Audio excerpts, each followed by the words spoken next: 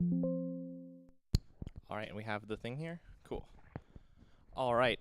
Hey everybody, welcome to the Museum of Art and Digital Entertainment. We have a awesome special guest tonight who actually has been featured in the museum for the last, I want to say, yeah, about 2.5, 3 months with our rotating exhibit, which has been on interactive sound. Um, it's been really, really awesome. Just to kind of like put a little bit of story on this beforehand, buy a little time for anybody that's arriving late. When I first arrived in the museum, I love video games, don't get me wrong. And Museum of Art and Digital Entertainment, we have the coolest exhibit about playable preservation. But art and digital entertainment has like a lot more space in it to talk about, 3D modeling and audio. And so one of the first events I wanted the museum to do was something to do with audio. And it wasn't too much longer. I think it was like October in 2023. Yeah, 2023 that Tim was like, hey, I have this really cool thing and I want to put it in the museum. And at the time I was just a volunteer, and so I was like, I think this is really cool. And a lot of people were like, oh, I don't know where we put it, and oh, it doesn't quite fit our like video game theme. And I was like, I think there's a way we could make this be a part of the space and it will fit right in.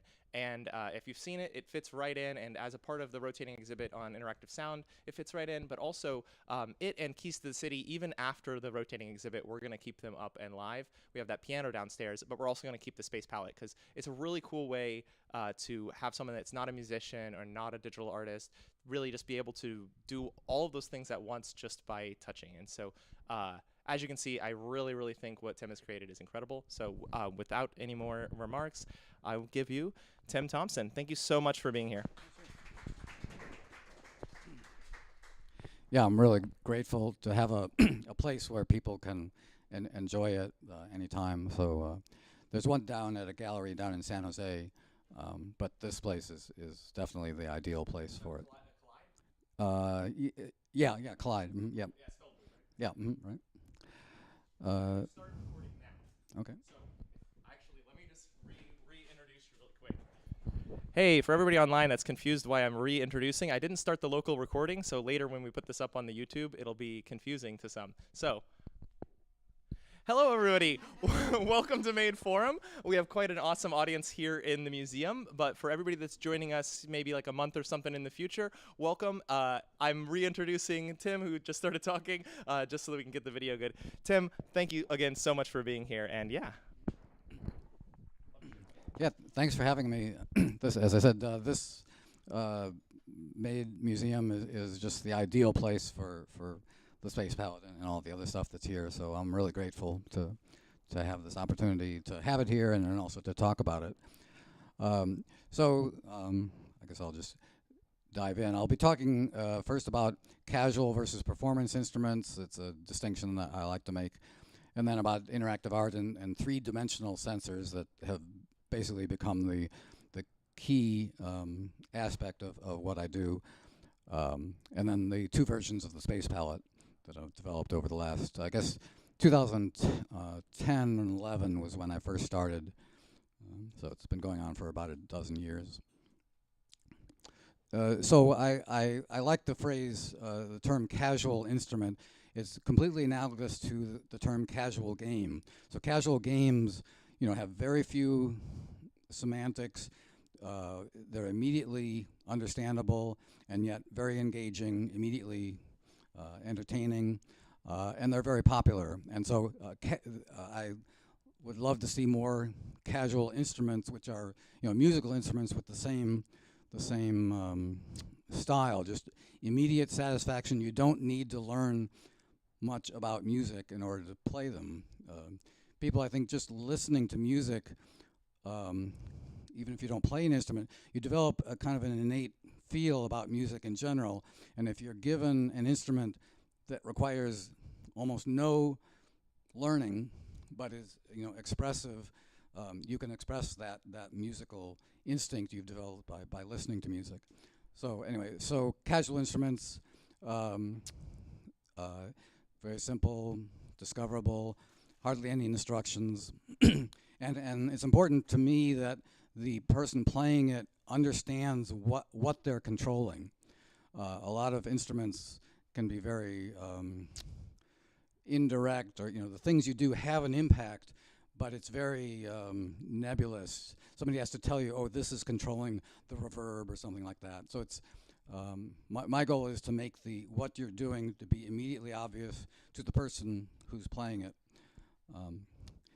and that when you're playing it, an instrument is something that every person sounds different when they're playing an instrument. So that's key to me, is that it's not fixed. You're not on rails like in a game. It's more of an open world kind of thing, and yet it has potential for deep exploration. So I'm distinguishing casual instruments from performance instruments, which are your typical instruments where you may have to learn and understand more about the musical things you're doing.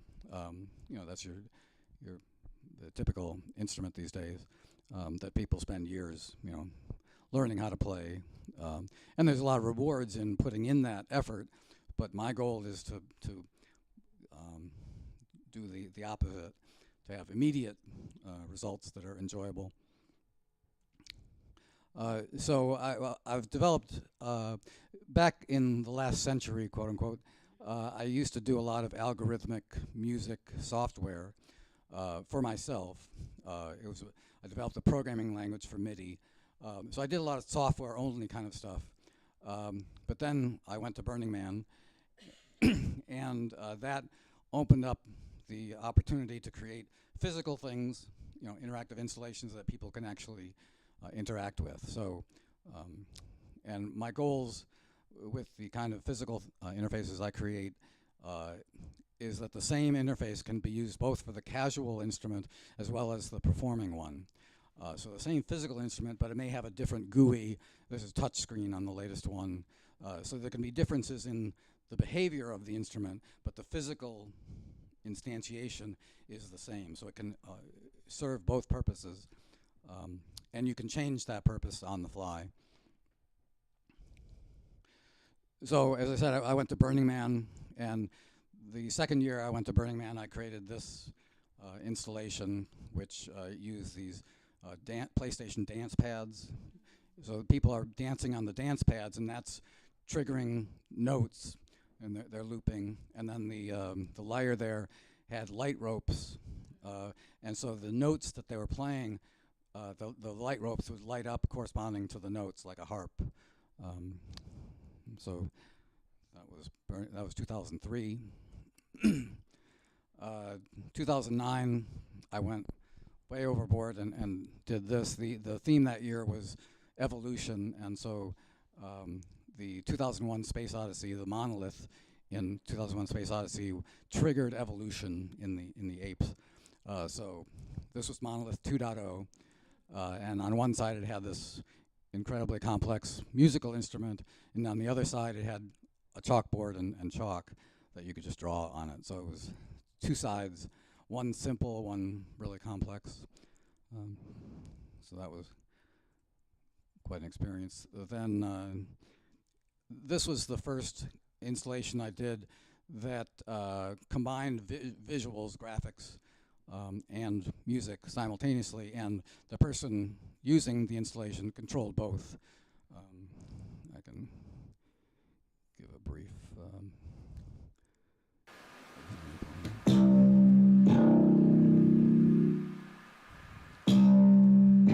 This instrument here, the controller here is called the Linstrument by Roger Lynn, who did the first digital drum machine.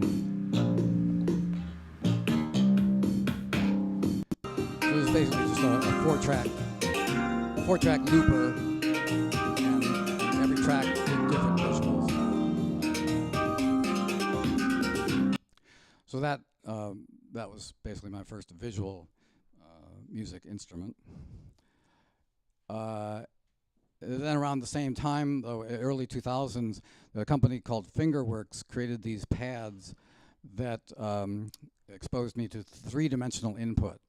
So rather than just being XY on a pad, in the case of these pads, it was the area of your finger, which was the third dimension. So if you squish your finger down more, you could control, in this case, I control the size of things.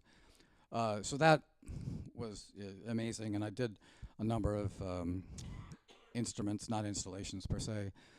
With that, unfortunately, Apple also realized how good that technology was, and they bought the company and took it off the market.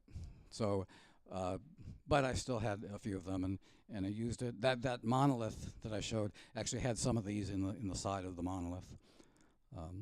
But that exposed me to three-dimensional input. So having that extra, you know, directly accessible control, and it's very much like finger painting. And you know, you don't really have to teach people how to finger paint. You just give them paints, and you just squish your fingers around and see what happens. So I've been interested in pursuing three-dimensional input since then, after being exposed to it. So that third dimension can control a variety of things, and in some interfaces it can be the pressure of your fingers. The third dimensions could be a scroll wheel or something, or the area of the finger, vibration. But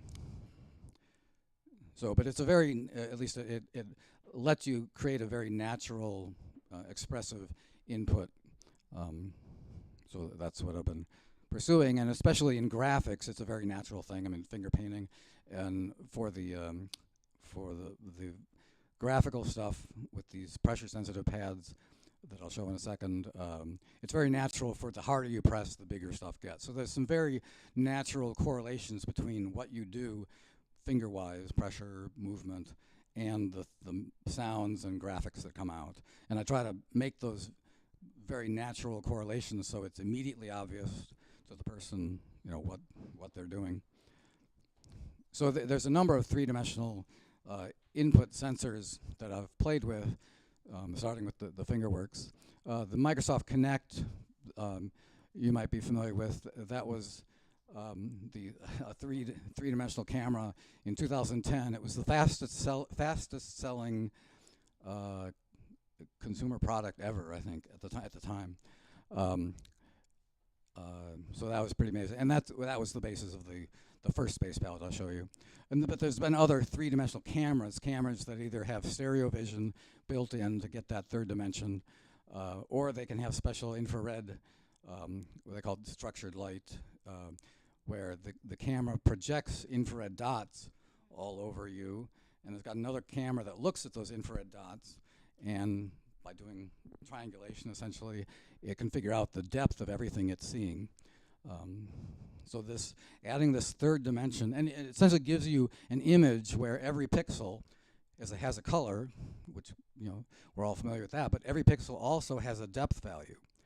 And that's just, you know, people aren't really, at least they haven't used that to the extent I think that it can be used. So there's a number of different cameras along those lines. But then, well, I talked about the Kinect. So the Kinect was the first one. I'll show the space palette that used it. Okay, I'll keep it going on this.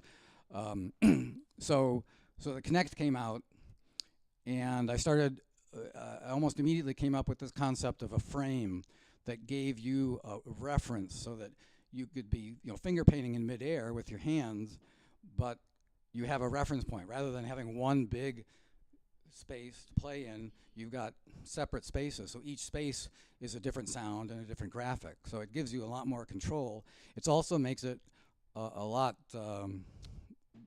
nicer for the audience. The audience can see what you're doing rather than you just waving your hands in free space. So it's a reference point both for the player and the audience. So this shows the shapes I went through. The first version on the upper left was just picture frames, you know, taped together, and went through and finally arrived at the oval you see on the bottom right. The one on the top right, that's the one that I brought to Burning Man 2010. No, 2011, yeah. So these are some pictures of of that version. So this is the one that uses the Kinect.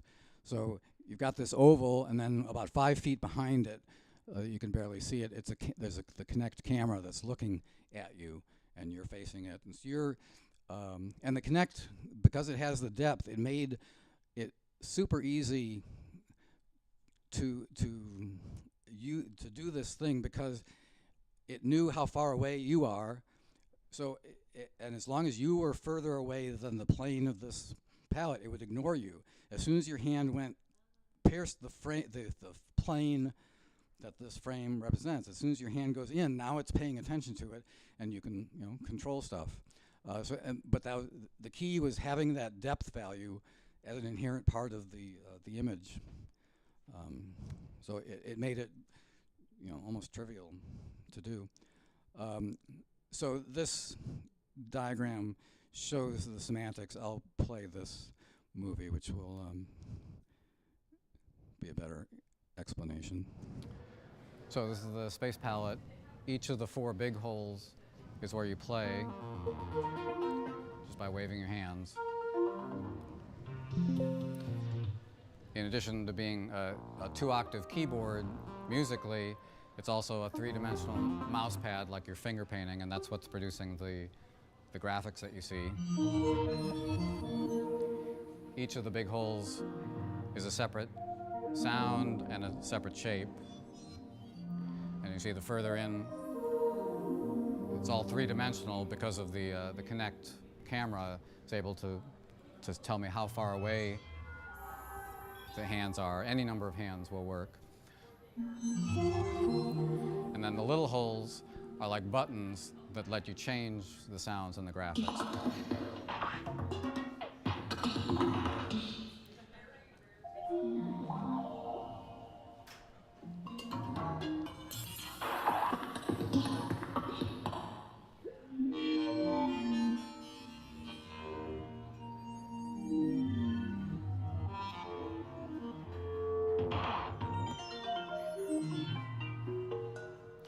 The one additional detail is that if you're down toward the bottom of a hole, it's quantizing notes to quarter notes, the middle to 1/8 notes, and the top to 16th notes. So if you wave your hands, you get a nice variety of timing, so that contributes to the musicality of it.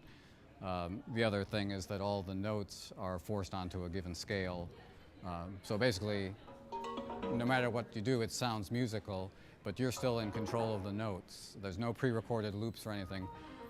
So you're playing low notes here, high notes here. So you've got 4 different instruments, 2 octaves of each, and you can do whatever you want to. So that was the first space palette with the Kinect. So I brought that to Burning Man in 2012 for the first time, and it was very popular. And I brought it to Burning Man 3 or 4 or 5 times since then, and other festivals up and down California coast. So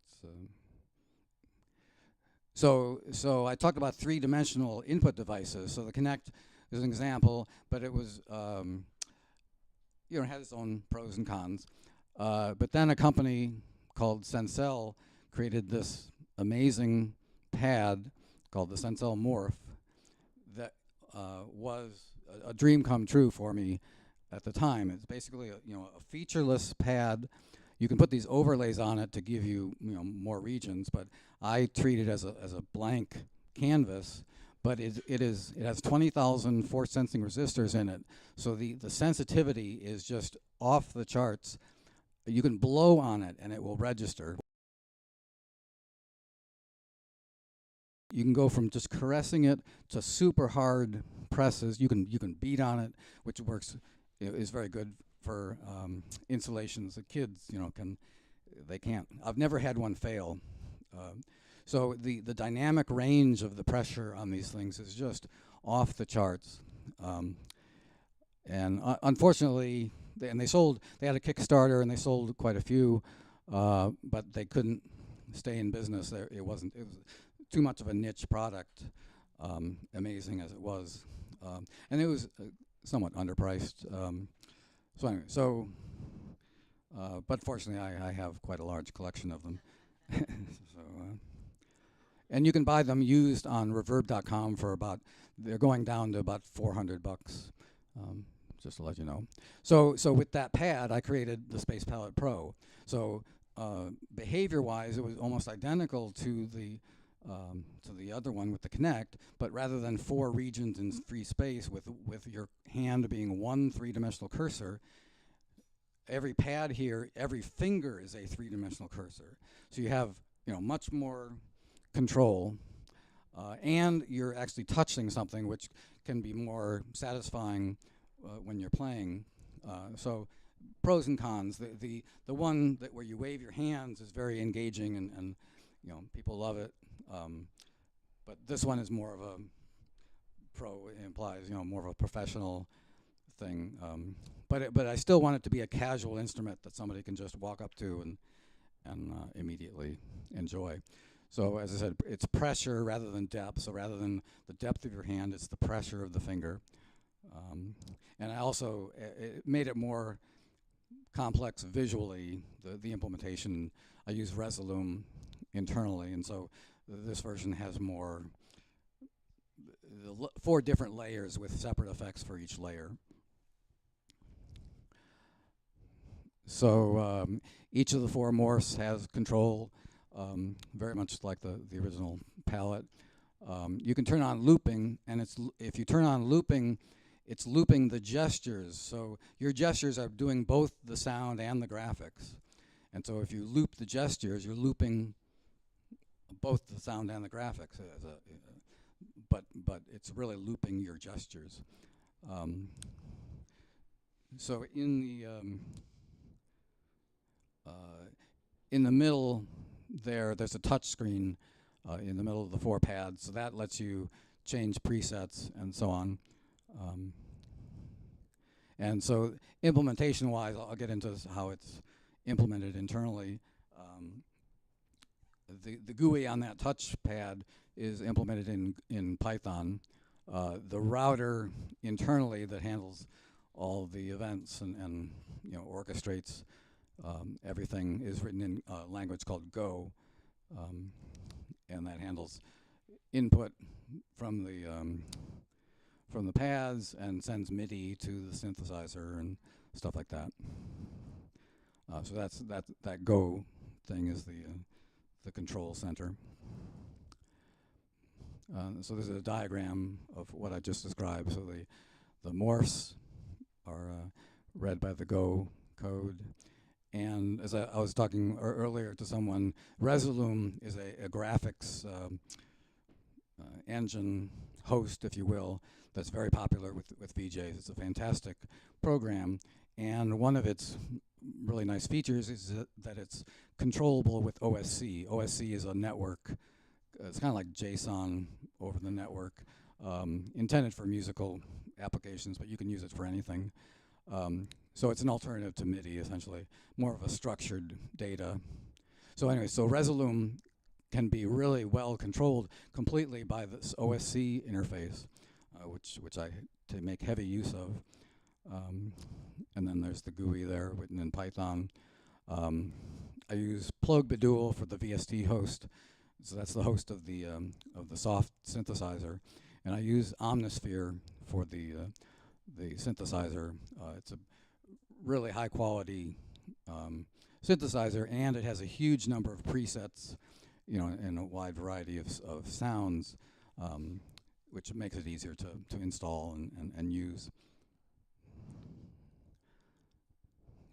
So, as I said early on, I want to make the physical interface work for both casual use and performing use.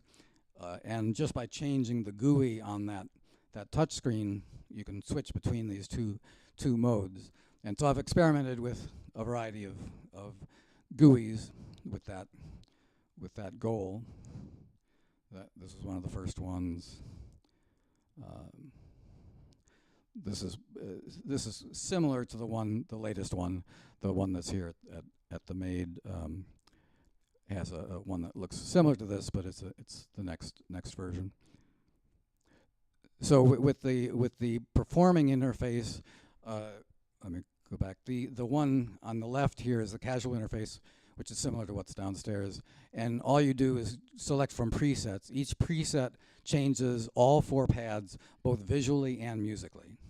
And so the visuals and the music for each of these presets is designed to be synergistic, or they fit together. But you have four sounds and 4 graphics. Every pad typically does a different graphic and a different sound. So the casual instrument, you just select these presets. And so every preset, there's more than, probably twice as many as these. So every preset is a completely different world to explore, and every preset has sweet spots of playability. So I mean, I never get tired of playing it, because you never put your fingers in the same place twice. You'll discover things, on this preset, if I do this, I get this effect. And so it's just, there's just a lot to explore, and having lots of presets is part of that. So Space Palette Pro, I created that, brought it to Burning Man, I'll say 2019, I guess, was the first time I brought it to Burning Man.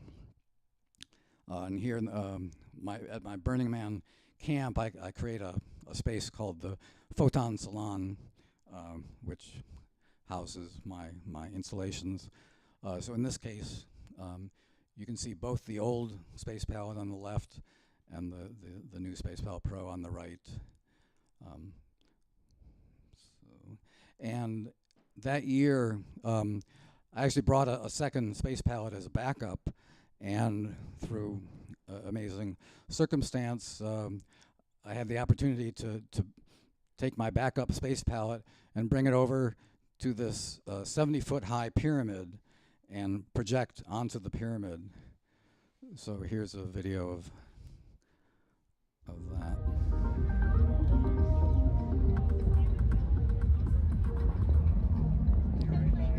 Unfortunately, it was only the visuals, which is cool. The sounds I was generating weren't audible to most people. Oh, try it. And I would let other people play it, paint on the pyramid.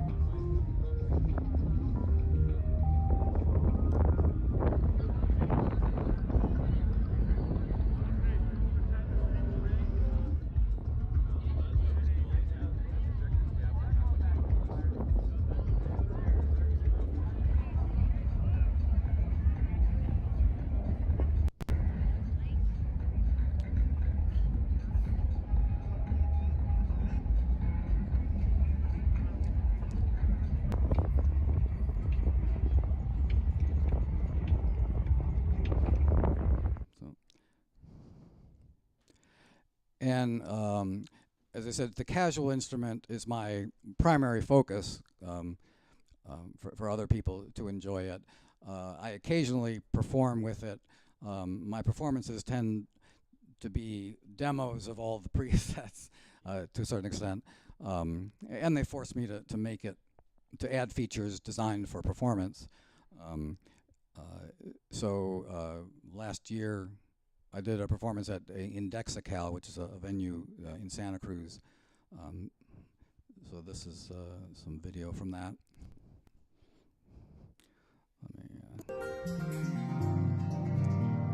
So in the lower left, you see me mixed in there, and you can see me playing what you're seeing on the screen. And in this case, to make it more of a performable instrument, just below the palette there, you can just barely see a keyboard. So I have a musical keyboard, and occasionally, normally all the notes being played are forced onto a particular scale. The scale will transpose occasionally, but it's a fixed scale. But when I'm performing, if I put this keyboard in front of it, now I can change the scale dynamically. So whatever chord or set of notes I play on the keyboard, that's what I'm strumming with the pads, and I can change that, on the fly. So that along with looping really makes it a fairly complete performance instrument.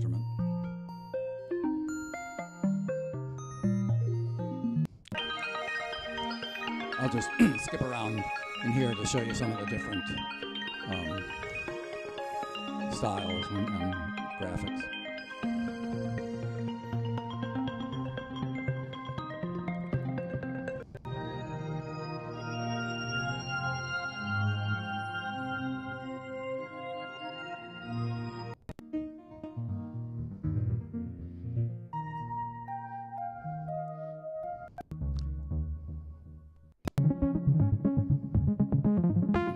So everything you're seeing and hearing here, you can actually do on the Space Palette Pro that's downstairs here.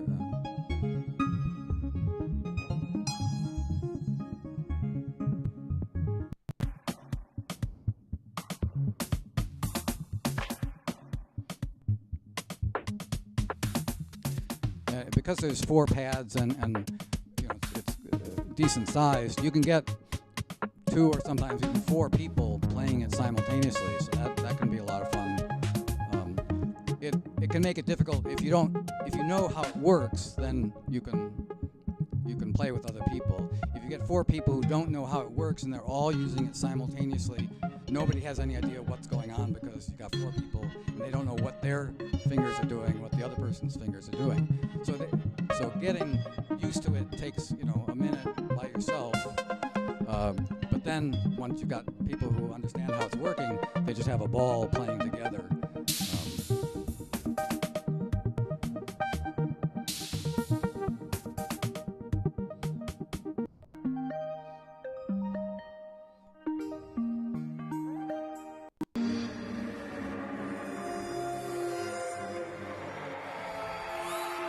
One of the satisfying things about these pads is both the dynamic range and also the resolution. So you can vary the pressure just very gradually.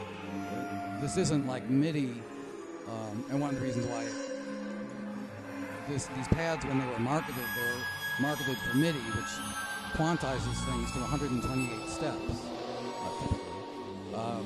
And so it's cool for that, and you have these overlays. But these pads are so incredibly sensitive and continuous control that it's really doesn't give it justice unless you attach it to something that has that same kind of resolution.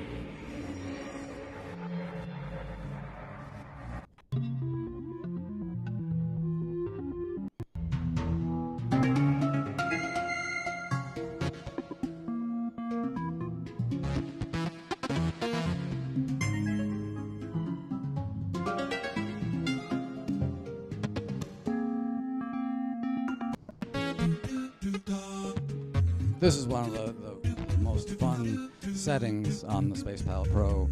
It has these vocal samples, and they're responsive. And you just put down 3 or 4 fingers, and you get these chords. And you just move one finger at a time, and you get these continually evolving chords. And with the it's kind of scat singing.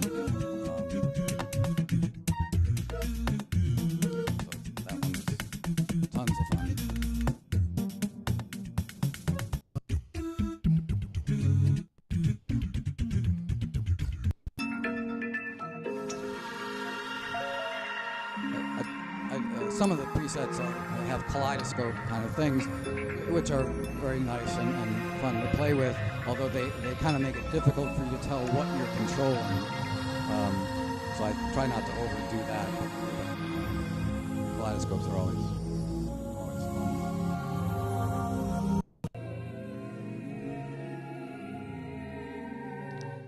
So that's that. So we're at the end, basically. So my focus up to now has been creating a few more of them to sprinkle around. So that's been taking up all my time. But because these pads, I mean, the algorithm for both the notes, it's very straightforward, just 2 octaves left to right on a scale. So it's very direct control of both notes and the visuals. But there's a lot more interesting semantics you could come up with for 2-finger behavior, where you can control the angle of things, or, it's a very open-ended interface. And so I anticipate for the next decade, trying to explore those things, both graphically and musically, rather than playing notes like on a regular keyboard, which is understandable to people.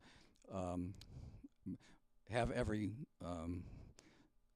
you do trigger a short phrase, or scan through a sequence of notes in a phrase. Anyway, there's lots of really interesting stuff that can be done in that area. And then I'd like to make it possible for people to press a button and do a performance, do their own 1-minute performance, and then have that uploaded to YouTube.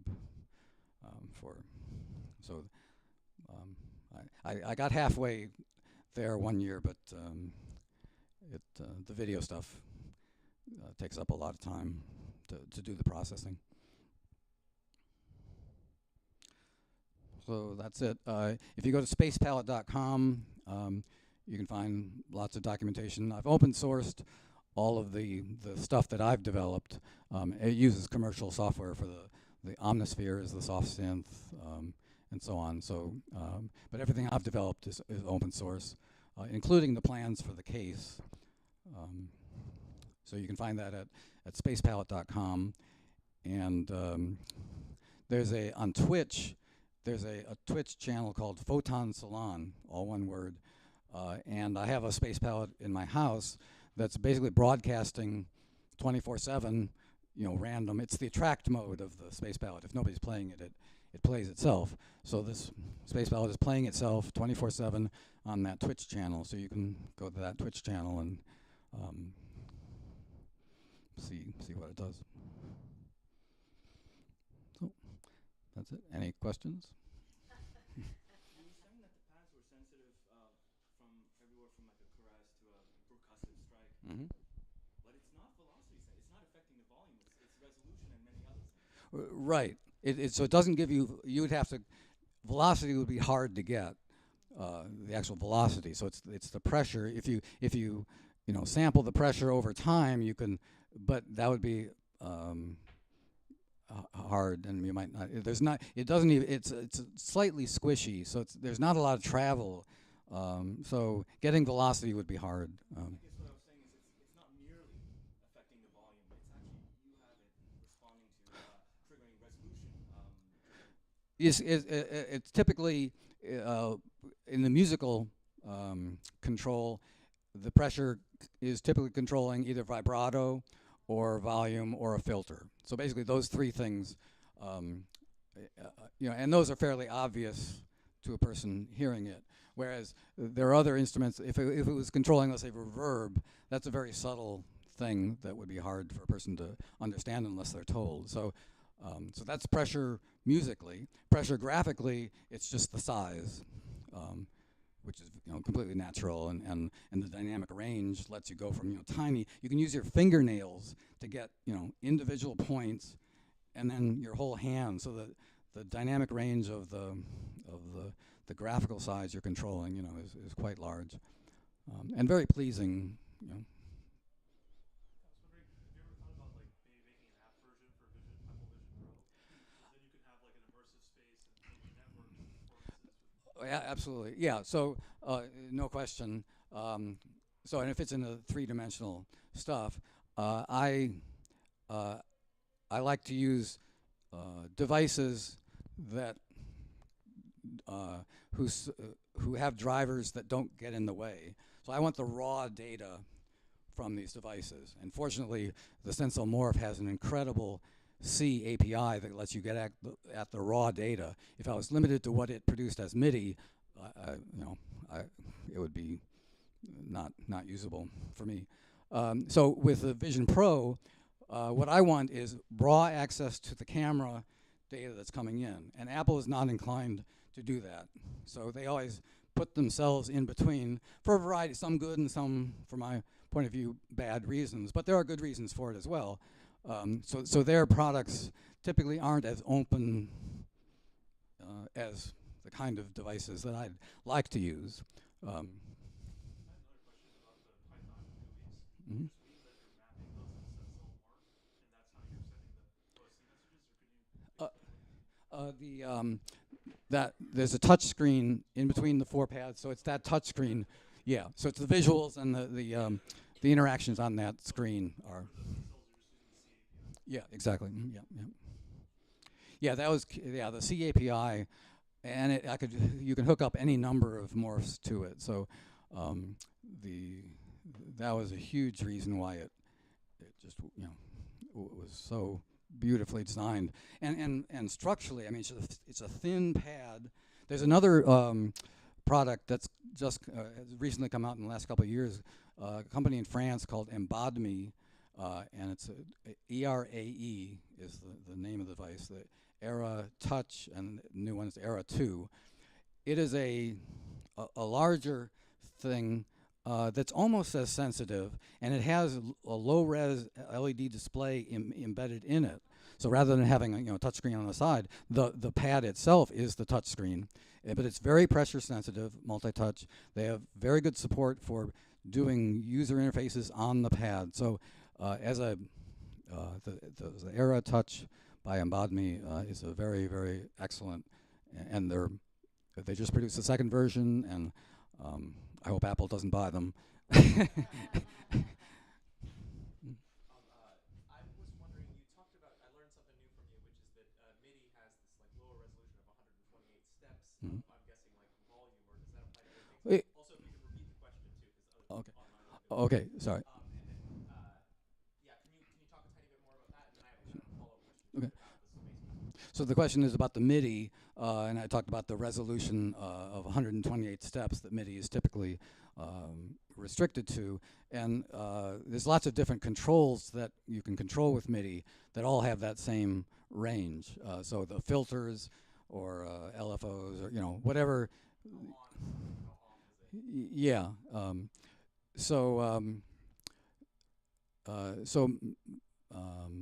There's a MIDI 2.0. Well, even before MIDI 2.0, there's a MIDI MPE for multi-pressure. Yeah, polyphonic expression. So that's essentially compatible with MIDI 1.0 and lets you do interfaces where every note has a different after-touch pressure associated with it. So MIDI, there's a MIDI 2.0, which is has bells and whistles beyond anything. Yeah, but anyway, so there are newer versions of MIDI which have more resolution, so it is being fixed. My follow-up question to that was about, you mentioned you could breathe on these, which we actually tried together, and I was just like, wow, that's ridiculous. Mhm. But then it can have up to like 5 kilograms of weight on it. That's like quite a bit, or like the pressure. And so how do you end up dealing with that range? Like, what is the resolution there? Because if not touching it is 0, and then blowing on it is somewhat, So the 1, then where does it end up going Well, if I put 5K on it, right? well, there is a limit. So the question is about the pressure and the dynamic range of the pressure, which is so amazing. And how do you get that information out? The answer is you get it out as a floating point number, so which gives you the resolution. It is still, I forget, there's a maximum value, but it's a floating point to that maximum value.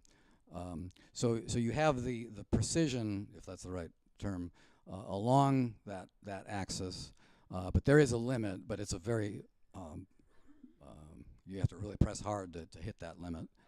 I'd love to see the performer that can press a little bit harder for 200 steps or whatever, right? To really take advantage of that. Right. I mean, and that's a good. So the question is, as a performer, how much control do you have?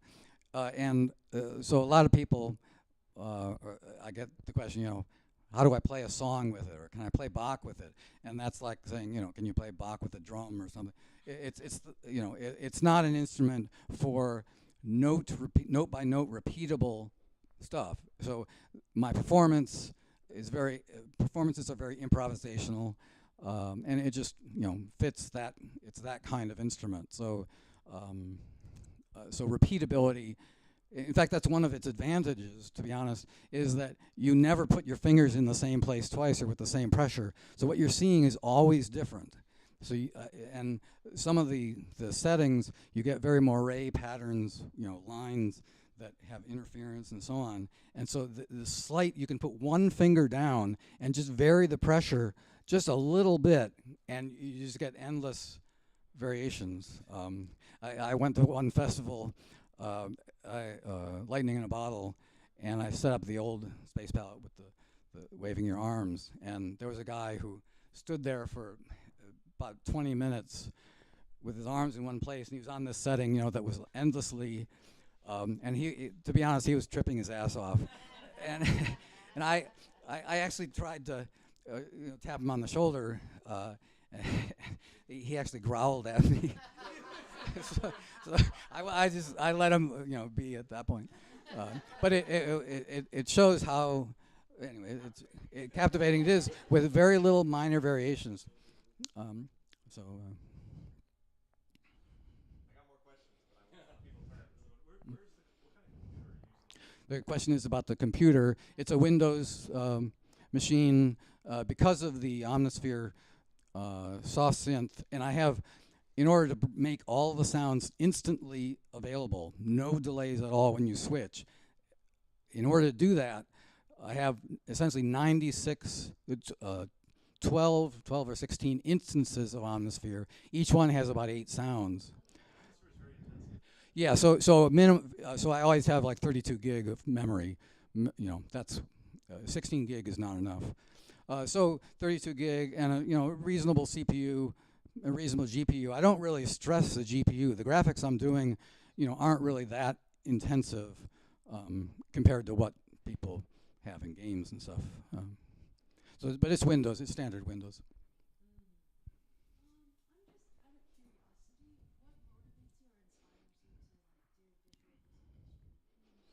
So the question is what inspires me.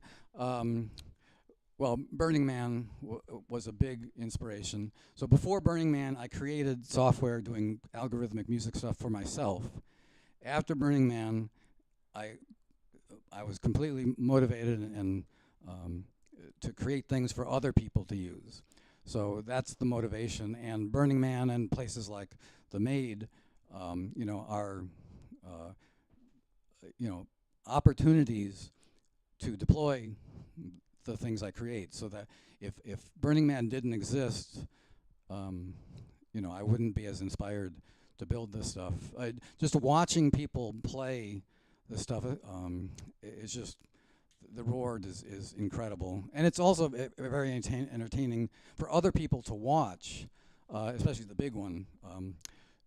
So just watching people play it is the reward, and very inspiring.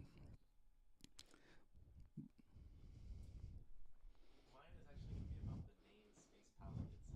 Mm-hmm. Was that also inspired by Burning Man? I was the first year I went to Burning Man with the Square Connect version.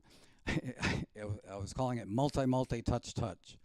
For, and so that was 2011. Between that Burning Man and the next Burning Man, I went to Lightning in a Bottle, and I think I was showing it there, maybe not. On the way back from Lightning in a Bottle, I was driving back on I-5. Halfway down I-5, I thought of the Space Palette. I pulled off on the side of the road and registered the domain right then and there. so that's where the name came from.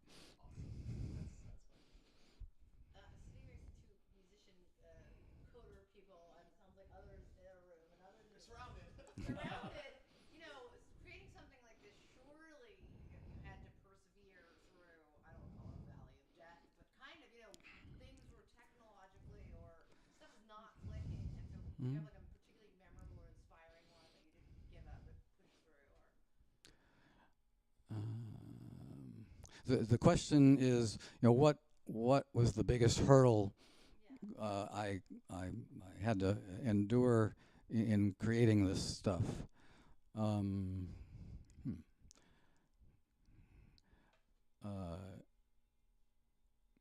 mean, I've mentioned a lot of the details that people don't have any clue about, like the instantaneous, when you change a preset, I want everything to instantly change. And most, not mo- yeah, most soft synths and systems, it'll take half a second to change, and that just destroys the experience, or at least for me.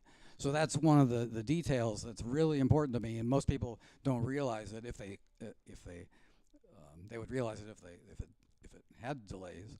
So implementing that and making sure that there's no delay in the system. So tweaking, let's say the audio settings on Windows to make sure it's as quick as possible, but without crackles.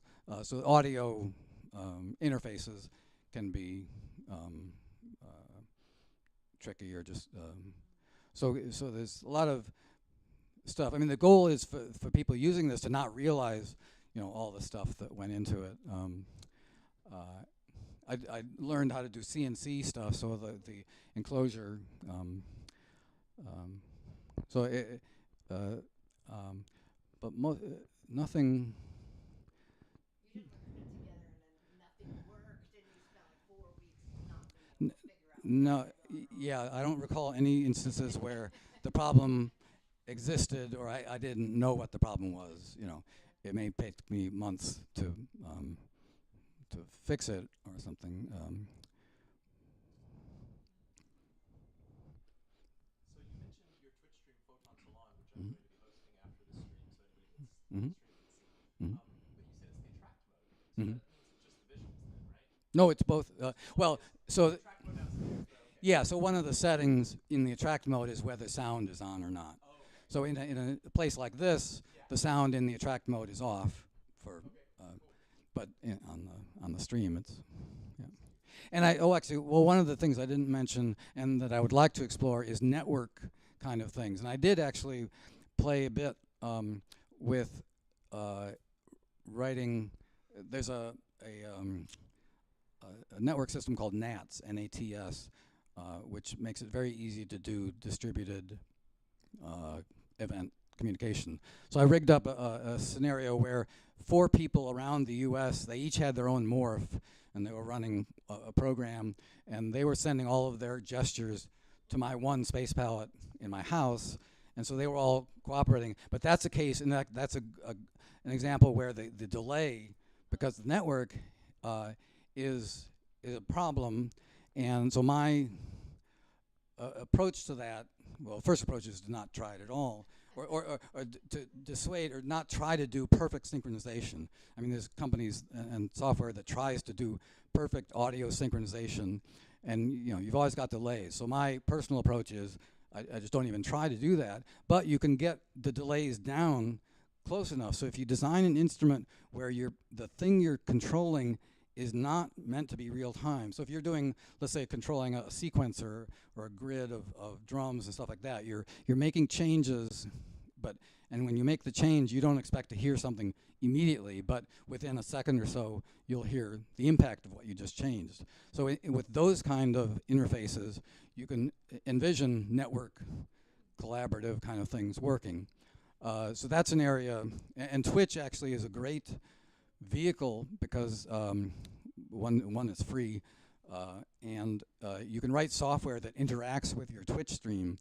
So in the Twitch chat, you can, I can write a program, and I've played with it briefly.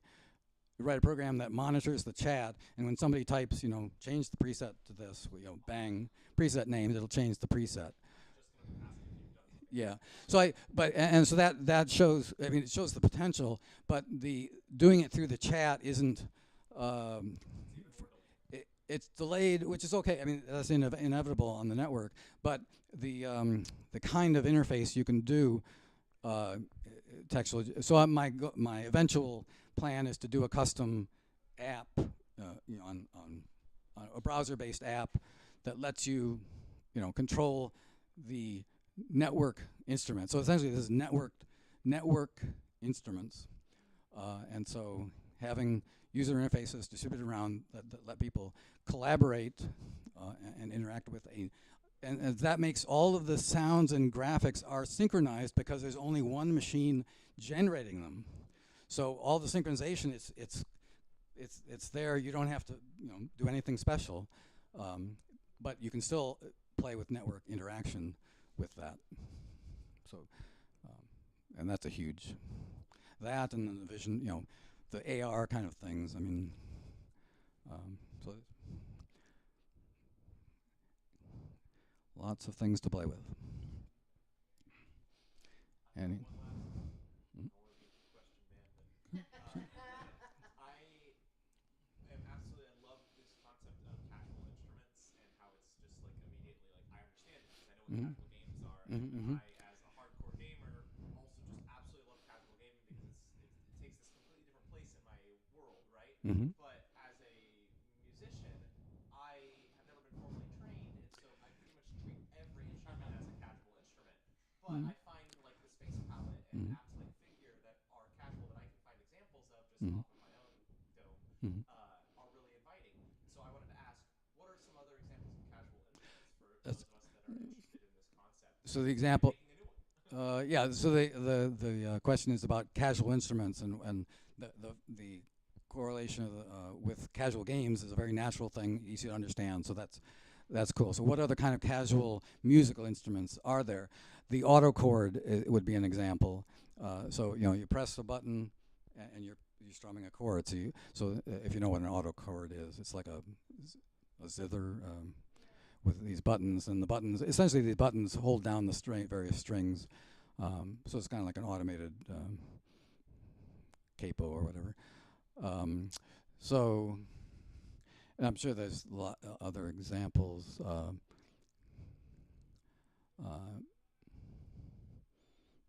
Not thinking of any off, but And the last follow-up piece of that question is: are you currently conceptualizing anything like the next Space Palette Pro 2, or like just something else, the complete tangent? Are you in the works of any of that?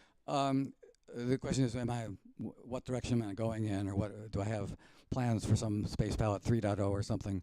The answer is no, partially because I've put so much effort into this particular platform, and it's so enjoyable for people to play. My primary focus is to make a few more of them so that other people can experience them. So that's and in parallel with that, because it's so open-ended, I talked about the two-handed kind of expression. So there's so many ideas that can be explored with this completely open platform, if you will. So I don't anticipate creating a new platform. The Vision Pro or the AR stuff, I mean, that's a very enticing, target. And fortunately, they're still evolving and not as open. So that'll be once an open version of AR kind of stuff is done. A virtual version of the Space Palette that you wave your hands at is completely natural and will be kick-ass. And I suspect somebody else will do it before me, which is fine. So if there's no more questions, I have the final question, which is: other than here at the museum, where can we play Space Palette? Where can we learn more? So there's one down in San Jose in the Collide Gallery. Collide is only open like three days a week, and there was one down. There's a place called 2-Bit Circus down in L.A. and they had a big arcade space with VR games and so on. So there was one of the original Space Palettes, the Kinect one, was down there for a year or so. And then recently, a Space Palette Pro was down there. Unfortunately, it wasn't quite as reliable, so I took it back recently. But as soon as I can, I'm actually kind of redesigning the base to be a little more maintainable. So I anticipate 2-Bit Circus down in LA will get one within a year. And then there's one, the only other one in the wild is in Ottawa, Canada. There's a university, Carleton University, I think. And there's a professor there who's into interactive installations, like the ones Moldover creates and I create. So he has one there. My goal this year is to create Carleton. So my goal this year hopefully is to make like 4 or 5 more.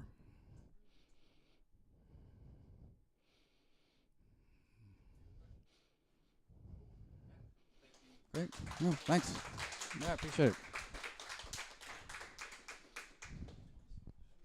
And thanks again to Mason and everybody here, because this is such an amazing space. I couldn't be happier